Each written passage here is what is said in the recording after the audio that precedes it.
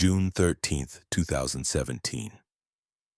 A small cottage in Chichester, England, sits quiet in the afternoon light. Inside, Anita Pallenberg is dying, though she's doing it the same way she did everything else, on her own terms, with style and without apology.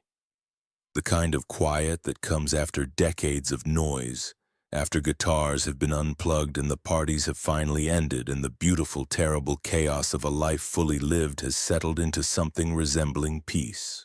On the nightstand beside her bed, a bottle of Shalimar perfume, half empty. The scent that's followed her since the 1960s, when she was the most dangerous woman in rock and roll.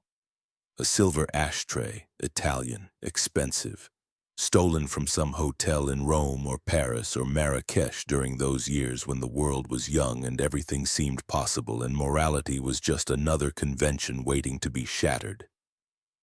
And a photograph, faded now, of Keith Richards in 1967 looking at the camera with that mixture of arrogance and vulnerability that made him a star, but looking at her like she was the only real thing in a world of images. Every object in the room was a relic of rebellion made tender by time. She's 75 years old, and if you believe the mythology, she's already died a dozen times. Overdoses that should have killed her. Car crashes that would have killed anyone else. The slow death of watching your children suffer, of burying your son, of surviving the thing that mothers aren't supposed to survive. But Anita Pallenberg has always been unkillable, cursed or blessed with the kind of constitution that outlasts the poison, that metabolizes chaos into something like art. In her final journal entry, written in that distinctive handwriting that mixed 4 languages into one serpentine script, she writes, "No regrets, just songs." It's the perfect epitaph for a woman who lived inside the music, who wasn't just a muse to the Rolling Stones, but the architect of their aesthetic. The woman who taught them how to dress, how to think, how to transform blues into something more dangerous. The woman who, as Keith once said, was stronger than all of us. She chose. She gave. She stopped. By evening, she's gone. No drama, no headlines, just a heart that decided it had beaten enough. The obituaries will be respectful but reductive, calling her model, an actress, and Keith Richards' partner, as though you could sum up a force of nature with a job description and a relationship status. The Guardian will run a thoughtful piece. Rolling Stone will publish a collection of photographs from her glory days. But none of them will quite capture what she was, because what she was doesn't fit into the categories we have for women. Especially women who refuse to be anyone's salvation or damnation but their own. The cottage in Chichester is modest, almost austere, nothing like the bohemian chaos of her apartments in Chelsea or Paris in the 60s and 70s, when every surface was covered with vintage clothing and occult books and half-finished paintings and the residue of parties that lasted for days. She'd learned simplicity late, the way you learn any foreign language after you're already fluent in excess. But even in this quiet ending, there's style. The walls are covered with her own artwork, abstract paintings that show a sophisticated eye for color and composition. Books in Italian, German, French, English. A tarot deck on the coffee table, well worn, the cards that told her fortune and everyone else's. Though she claimed never to believe in them, only in their poetry, her death barely registers in the news cycle. It's 2017 and the world has moved on to newer scandals, fresher tragedies, celebrities who are still alive to monetize their relevance. But in certain circles, among people who understand what the 60s really were before they became a marketing campaign, the news lands like a stone in still water. Kate Moss, who once called Anita the original wild woman of rock, posts a photograph on Instagram without caption. Johnny Depp, who knew her in her later years, writes a tribute that begins, "She survived everything they wrote songs about." And that's true, but it's also incomplete.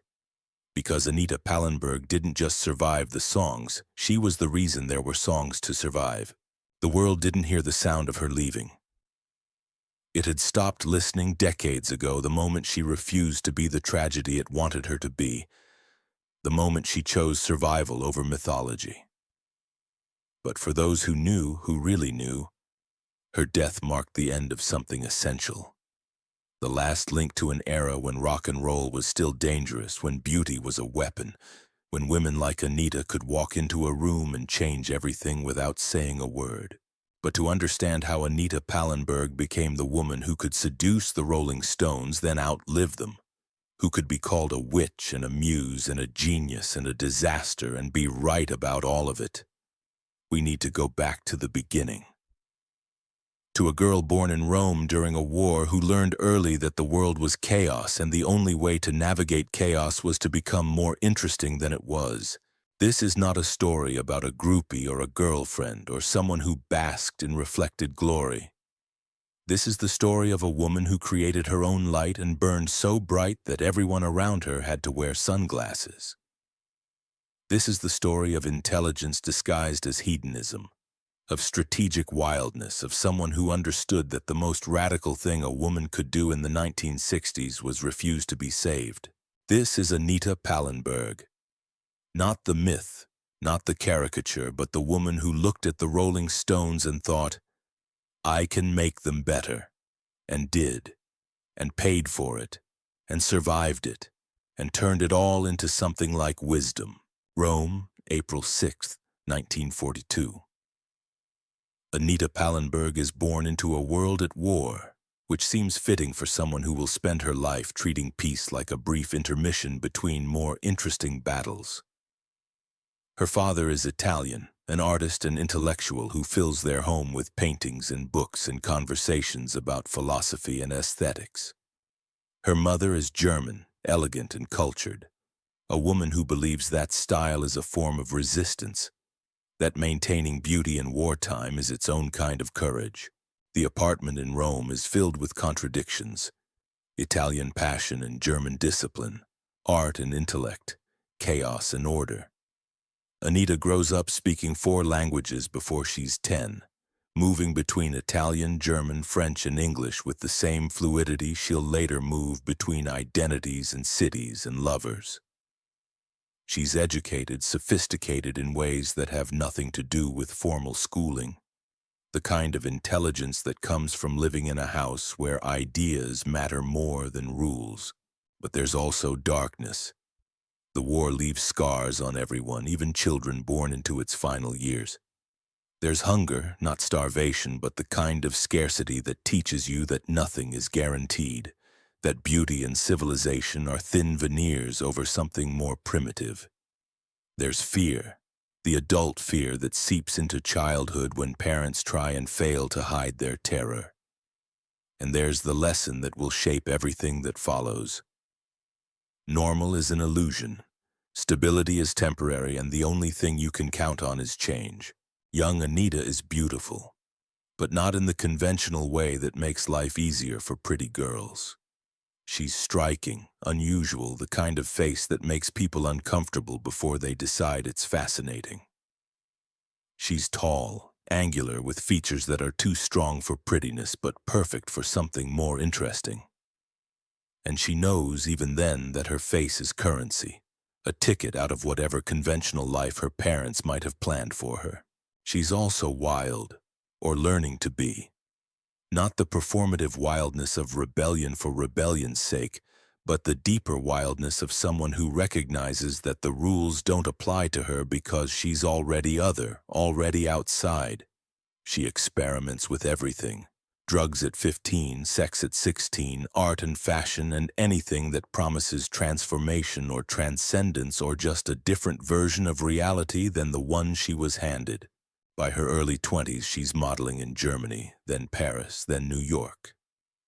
Not fashion modeling in the conventional sense, but the kind of modeling that happens in art studios and bohemian circles, where the line between model and muse and artist blurs into irrelevance.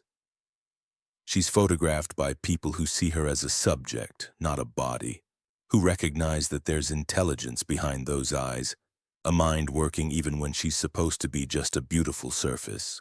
She reads voraciously. Rimbaud, Baudelaire, the surrealists, anyone who can show her how to live like art instead of just making it. She surrounds herself with artists, writers, musicians, people who are trying to break reality into interesting pieces and reassemble it into something new. She's learning, always learning, accumulating the cultural capital that will make her dangerous later, when she walks into the world of rock and roll and refuses to be just another pretty face in the crowd. Could this unusual childhood, this education in chaos and culture, have been preparing her for the role she'd play in remaking rock and roll? Was she always destined to be the woman who could walk between worlds, who could be both the bohemian intellectual and the rock and roll siren, who could synthesize high art and low culture into something entirely new? Munich, 1965. Anita Pallenberg is at a Rolling Stones concert, and the moment she sees Brian Jones, something ignites. Not love, not yet, but recognition. He's beautiful in that androgynous way that will define rock aesthetics for the next decade, playing guitar like it's a form of violence, wearing clothes that blur the line between masculine and feminine. And when their eyes meet across the room, there's a current, electricity, the kind of connection that has nothing to do with romance and everything to do with destiny. They collide rather than fall in love. It's immediate, intense, the kind of relationship that burns hot enough to melt everything around it. Brian is the most talented member of the Stones, maybe the most talented, but he's also the most fragile, already drowning in the fame that hasn't even fully arrived yet. He's brilliant and insecure and cruel and tender, and he needs Anita in ways that are both erotic and existential. She becomes his partner, his collaborator, the woman who understands his vision for the Stones before the Stones fully understand it themselves. She starts styling the band, choosing clothes that mix vintage and contemporary, masculine and feminine, creating the aesthetic that will become synonymous with rock and roll rebellion. She's the one who suggests they wear caftans and jewelry, who introduces them to Moroccan music and Eastern philosophy, who helps them understand that image isn't separate from music, that how you look is part of what you sound like. But she's also living with Brian's demons. He's violent when he drinks, paranoid when he's high, convinced that Mick and Keith are stealing his band, which isn't paranoia because they are. He takes his rage out on Anita, not constantly, but enough. The kind of intimate violence that happens behind closed doors, that she hides under sunglasses and scarves in the performance of everything being fabulous. The relationship is toxic, brilliant, impossible. They're making each other better and destroying each other simultaneously. Years later, Keith Richards will say about this period, "She was the only thing holding Brian together, and he was the thing tearing her apart." The break comes in 1967 in Morocco, during what should be a romantic getaway but becomes something darker. Brian is sick, hospitalized with pneumonia, and Anita is left with Keith and Mick, and something happens that will change everything. The official story varies depending on who's telling it. What's clear is that when they leave Morocco, Anita is with Keith and Brian is alone, and the Rolling Stones will never be the same. She writes later in her journal, the words arriving like stones dropping into still water. "Keith and I didn't fall in love. We collided." It's the perfect description of a relationship that will last over a decade, produce 3 children, and nearly kill both of them multiple times. This is the moment, Morocco, the sickness, the shift, when chaos becomes destiny, when a choice made in the desert rewrites the entire mythology of rock and roll. Keith is different from Brian, harder, more resilient, capable of surviving the lifestyle that's already killing his predecessor. And his need for Anita is different too, less desperate, more fundamental. She's not his salvation. She's his equal, his partner in crime, the woman who can keep up with him drink for drink, drug for drug, vision for vision. Together they become the dark heart of the Rolling Stones. While Mick is the face, the performer, the one who talks to the press and plays the star, Keith and Anita are the reality, the actual rock and roll, the danger that makes the image authentic. They're the ones living the life that everyone else is just performing. She's there when they record Sympathy for the Devil in 1968, in the studio offering suggestions, telling Mick to make it sound like Temptation. The song becomes one of the Stones' masterpieces, and if you listen closely, you can hear Anita in it, the intelligence and menace and dark glamour that she brought to everything she touched. She appears in Performance in 1970, the film that blurs the line between her real life and her screen life so completely that no one, including her, can quite tell where the performance ends. Her scenes with Mick Jagger are electric, dangerous, charged with an ambiguity that will fuel rumors for decades. Did they have an affair during filming? The question itself misses the point. In a world where everything is performance, where life and art are deliberately confused, traditional categories like affair or fidelity become meaningless. By the early 1970s, Anita Pallenberg is arguably the most influential woman in rock and roll, though she'll never get credit for it the way Yoko Ono will, because Anita's influence is aesthetic rather than political, style rather than substance, which is of course a false binary because for Anita, style is substance. She's the one who taught the Stones to dress androgynously.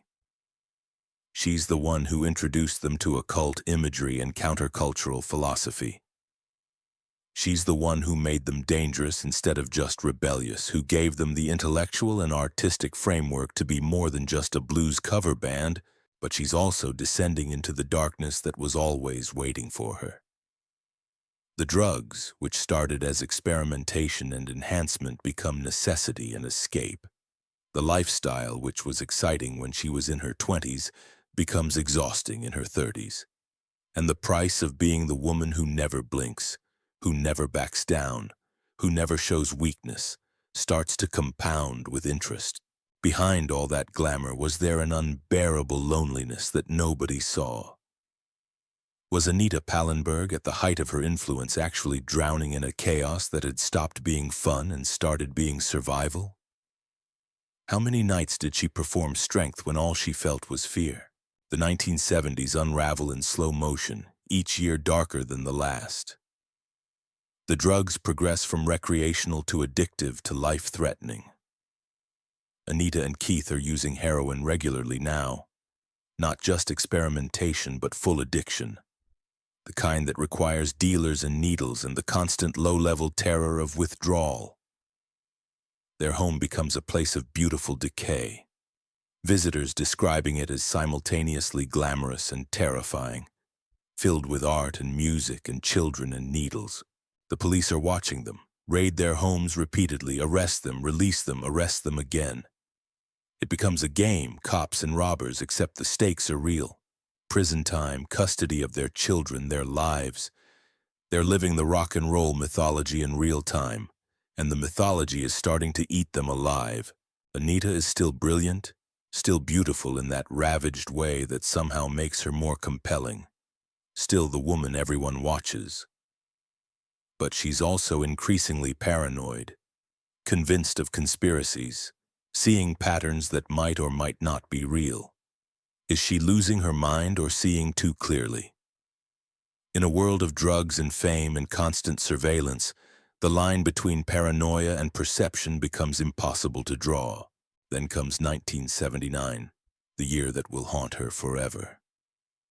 A 17-year-old boy named Scott Cantrell, an aspiring actor and friend of her son Marlon, is found dead in Anita and Keith's bed at their South Salem, New York home, shot in the head with Keith's gun. Anita is home at the time. Keith is on tour. The official ruling is suicide, but questions linger, accusations fly, and even after she's cleared of any wrongdoing, the shadow never quite lifts. What really happened that night? We'll never fully know. What we do know is that after this, something in Anita breaks that even she, who has survived everything else, can't quite put back together. The following year, 1980, brings an even more devastating loss. Her son Tara, just 10 weeks old, dies of sudden infant death syndrome. It's the kind of tragedy that destroys people, that would be enough to justify giving up, surrendering to the darkness that's been circling for years. And for a while it looks like it might finally consume her. In her journal during this darkest period, she writes just 3 words over and over. No regrets, just songs. As if trying to convince herself. As if incantation could transform grief into something bearable. But then something unexpected happens. Something that the mythology of rock and roll doesn't account for, because it prefers its tragedies neat, its fallen angels to stay fallen. Anita Pallenberg decides to survive, not in the sense that she's been surviving all along, white-knuckling through addiction and chaos and loss.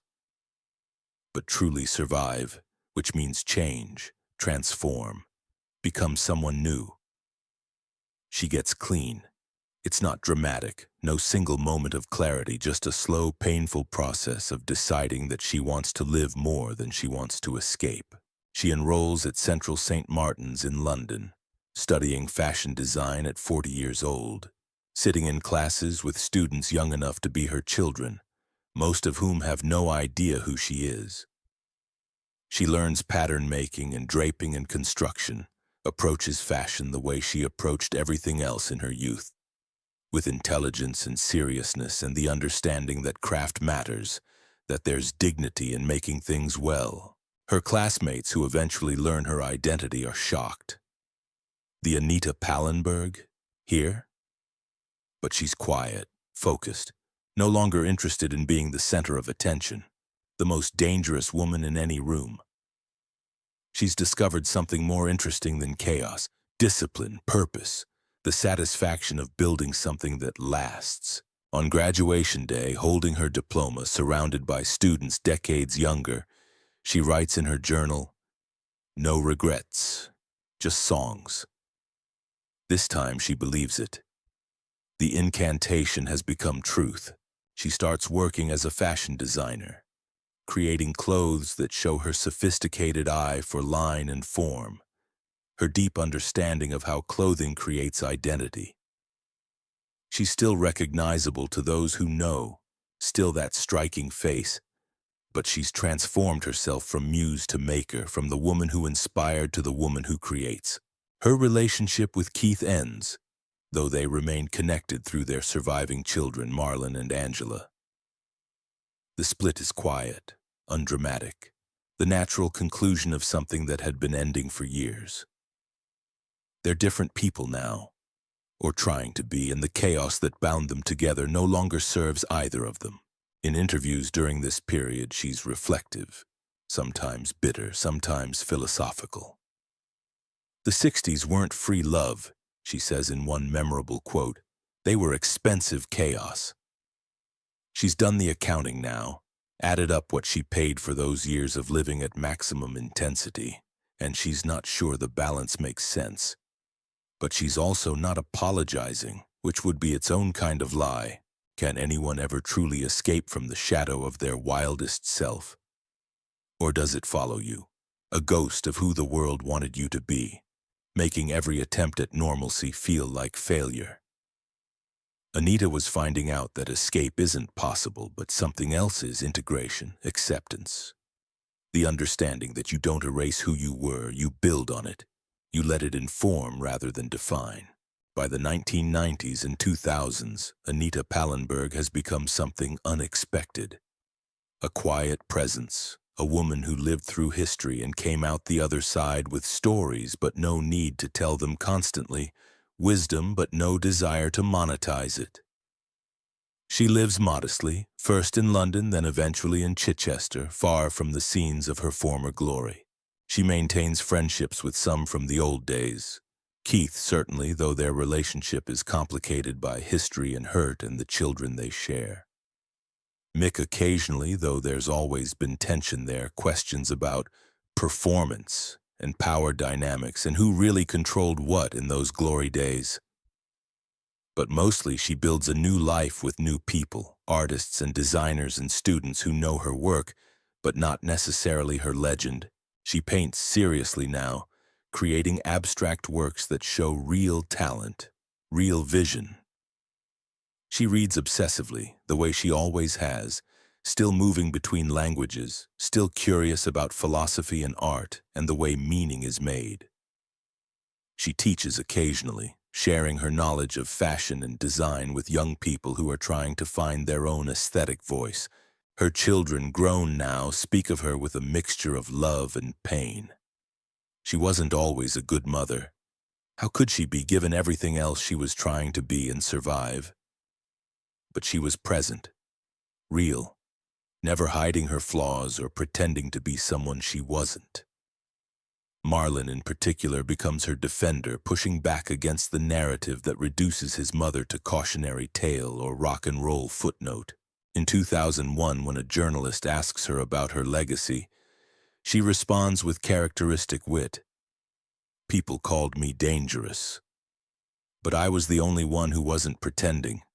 It's true in a way that makes the journalist uncomfortable. Because Anita Pallenberg, for all her chaos and excess and the damage she did to herself and sometimes others, was never performing the way everyone around her was. She was actually living it, for better and worse, which is why she survived when so many others didn't. She watches as her aesthetic, the style she helped create, gets commodified and commercialized, turned into fashion spreads in Vogue and costume drama in biopics. Kate Moss channels her in photo shoots. Designers cite her as inspiration. But there's something hollow about it, the way there always is when revolution becomes trend, when danger becomes safe enough to sell. She doesn't complain about it publicly, but in her journal she writes, "They want the look without the cost. They want the chaos without the consequence. They want to be me for a photo shoot, then go home to their safe lives. I don't blame them. If I could have done that, maybe I would have." Then after a pause, she adds in the margin, "They called it sin. I called it research, but she couldn't, and in the end, maybe that's what makes her important."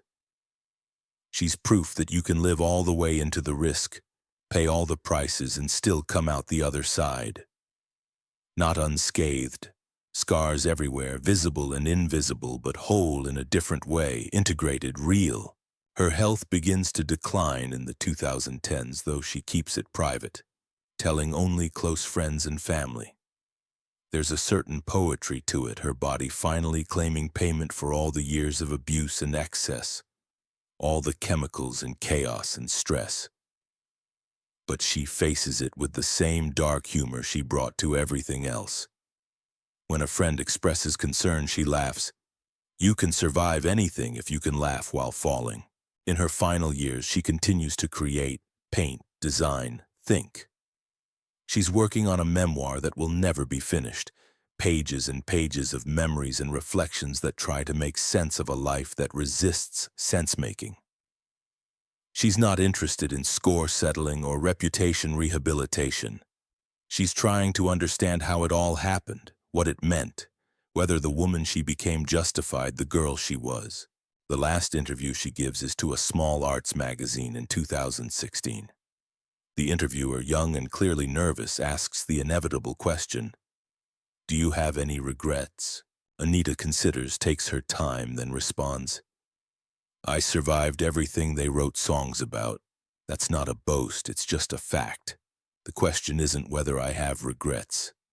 The question is whether regret matters when you're dead." Were these final decisions, the choice to get clean, to leave rock and roll behind, to embrace obscurity, acts of surrender or courageous acts of self-preservation? Was Anita Pallenberg running away from her legend or running towards something more essential? And if the world considers her retreat from chaos a failure, what does that say about what we value?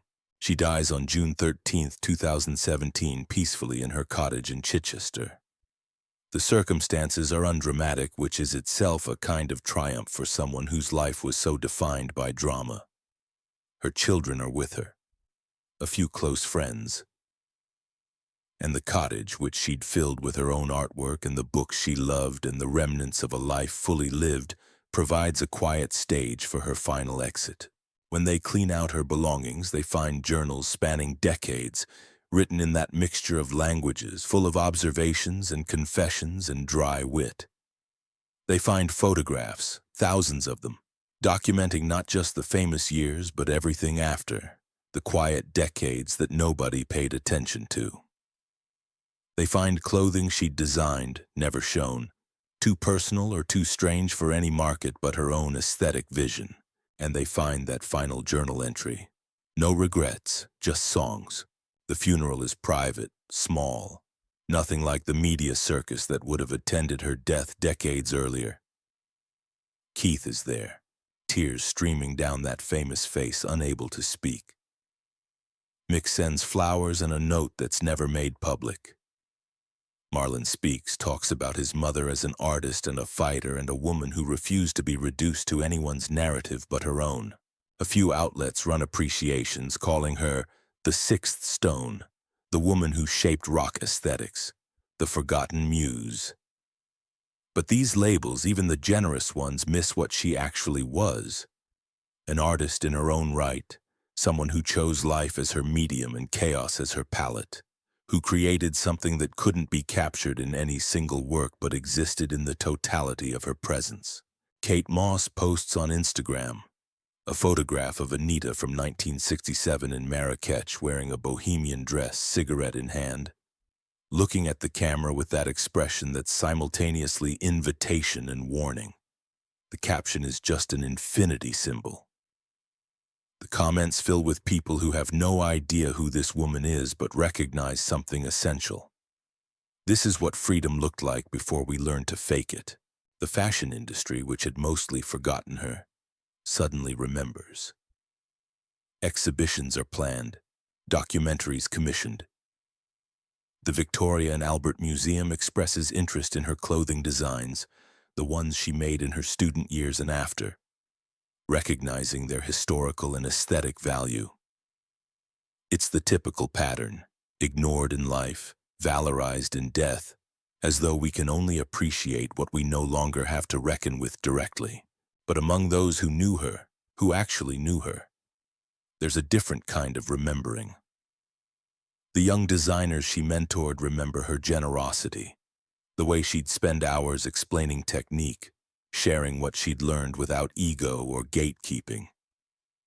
The friends from her later years remember her laugh, dark and knowing, the sound of someone who'd seen too much to be shocked by anything but still found humanity funny. Her children remember complexity, love and pain and presence and absence, a mother who was never simple but was always real. Bethan Hardison, who moved in similar circles in different ways, reflects, "She was what rock and roll pretended to be. Actually free, actually dangerous, actually willing to pay the price. Most people want the aesthetic without the cost. Anita paid every bill and kept the receipts and never asked for a refund. What we know for certain is this: Anita Pallenberg changed rock and roll in ways that are still being discovered, still being understood. She wasn't a musician, but her influence on the music is undeniable. She created an aesthetic vocabulary that the genre still uses, a visual language of androgyny and danger and sophistication that wouldn't exist without her. She proved that women could be more than muses or groupies or wives. They could be architects, collaborators, essential creative forces. But beyond her specific contributions to rock and roll, Anita Pallenberg represents something larger, more universal. She's the embodiment of living without apology, of refusing to be diminished by conventions or judgments or the weight of other people's expectations. She made mistakes, hurt people, hurt herself, paid prices that no one should have to pay. But she did it consciously, eyes open, which is different from the unconscious stumbling that passes for most lives. Her story resonates because it challenges every assumption our culture makes about women, beauty, redemption, and survival. It suggests that the most radical thing a woman can do isn't to be perfect, but to be fully herself, consequences be damned. It proposes that influence doesn't require credit, that power can be exercised from the margins, that you can be essential without being center stage. There are no conspiracy theories about Anita's death because she lived long enough and publicly enough that there's no mystery to exploit. But there is mystery in her life, in how someone could burn so bright, fall so far, and still climb back to something like peace. How does someone survive being the woman everyone wanted a piece of? How do you integrate the wild girl and the wise woman when they seem like separate species? The answer, perhaps, is that you don't integrate them. You let them coexist, contradictions unresolved, tension maintained. You become the walking embodiment of both and rather than either or. You're the witch and the intellectual, the muse and the artist, the mother and the rebel, the survivor and the legend. That photograph from Marrakech in 1967 continues to circulate on social media, in fashion magazines and exhibitions about the 60s. It's become iconic, one of those images that transcends its moment to mean something more. But what exactly does it mean? What is it about Anita's expression, that mix of invitation and challenge and intelligence and danger, that continues to resonate? Maybe it's this. She looks free. Not free in the fantasy sense, not the airbrushed, commodified freedom that gets sold in advertisements, but actually free, which is terrifying and exhilarating and nothing like what we imagine freedom to be. She looks like someone who's chosen to live outside the safety of conventional choices, who's traded security for intensity, who understands that freedom means risk and risk means cost and cost means pain and pain is just part of the deal. Young women today discover her and feel something they can't quite name. It's not that they want to be her. Most are smart enough to see the damage as well as the glamour. It's that she proves something was possible that they've been told isn't. A life lived at full volume, refusing to be quiet or small or careful in the ways women are supposed to be. In the end, maybe that's the real legacy of Anita Pallenberg. Not the fashion influence or the rock and roll mythology or even the survival story, though all of those matter. The real legacy is permission. To be complicated, to refuse reduction, to claim space and take risks and make mistakes and keep going anyway. To be, as Mick Jagger once reluctantly admitted, not our witch but our conscience. She was 75 years old when she died, and in some ways that's shocking. How did someone who lived so hard make it so long? And in other ways it's not shocking at all, because Anita Pallenberg was always unkillable, always more resilient than anyone gave her credit for, always capable of one more transformation. This was Anita Pallenberg. This is Anita Pallenberg. This will always be Anita Pallenberg. Not the groupie, though they called her that. Not the muse, though she inspired. Not the cautionary tale, though they tried to make her one. But the woman who walked into the Rolling Stones world and said, "You're good, but I can make you dangerous," and did. And paid for it with everything except her essential self, which remained intact, inviolate, unchangeable beneath all the changes. She survived everything they wrote songs about, and then she survived the survival, which is harder. She went from chaos to calm without losing the intelligence that made her dangerous, without softening into something acceptable and forgettable. She proved that you can be wild when you're young and wise when you're old, and those things don't contradict, they compound. If a woman refuses to be saved, if she insists on walking through fire on her own terms, does the world punish her for it? Or does it simply stop knowing what to do with her, how to categorize her, whether to worship or warn? And if that confusion is the price of freedom, is it worth paying? The answer, according to Anita's life, is yes. And also no. And also the question itself misses the point. Because freedom isn't about worth or value or cost-benefit analysis. It's about deciding who gets to define your life and choosing yourself and living with what that choice requires. She fell from no airplanes, but she fell in other ways and climbed back and fell again and climbed back again, until the falling and climbing became a kind of rhythm, a way of moving through the world. She left behind mysteries not of death, but of life. How did she do it? How did she survive? How did she stay herself? If a woman refuses to be saved and insists on walking through fire on her own terms, does the world punish her, or simply stop knowing what to do with her? And if that confusion is the price of freedom, is it worth paying? On quiet nights in Chichester, in the cottage where she spent her final years, if you listen carefully, you can almost hear it. The ghost of Gimme Shelter playing softly. That song she was there for. That song that wouldn't exist without her influence. That song that captured something essential about her era and her life. The world is just a shot away, the lyrics go, and Anita Pallenberg lived like someone who knew that, who understood that proximity to destruction and decided to dance anyway. This is not a tragedy. This is not a redemption arc. This is something more complex and true. A life lived without apology. A woman who refused to be anyone's lesson or anyone's angel. Who claimed the right to be difficult and brilliant and flawed and free. Who paid every price except the one that mattered most. Her autonomy, herself, her refusal to be tamed. She wanted to be the energy in the room, not the decoration. She wanted to survive everything, including survival itself. She did. She wanted to leave behind not regrets but songs. And whether or not she actually wrote the music, the songs exist because she did, shaped by her presence, impossible without her. That silver ashtray still sits on the nightstand, empty now, a relic of a life lived through smoke and fire. That bottle of Shalimar perfume still contains its last few drops. The scent she wore when she was the most dangerous woman in rock and roll, and the scent she wore when she was just an old woman making art in a cottage by the sea.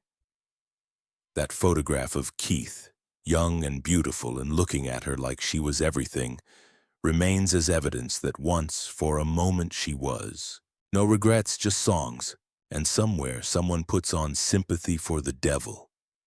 And when it gets to that part where the music shifts, where it becomes something more than blues, where it becomes temptation and danger and intelligence and sex all at once, they hear it. Anita's voice, not singing but present, her aesthetic, her energy, her refusal to be anything but exactly what she was. She taught the Stones to sin. But more than that, she taught them that sin could be sophisticated, that chaos could be chosen, that wildness could be an art form rather than an accident. And in teaching them, she created something that outlasted her, that continues to shape how we think about rock and roll, about women, about freedom. Be the chaos you wish to see in the world. She was, she is, she always will be.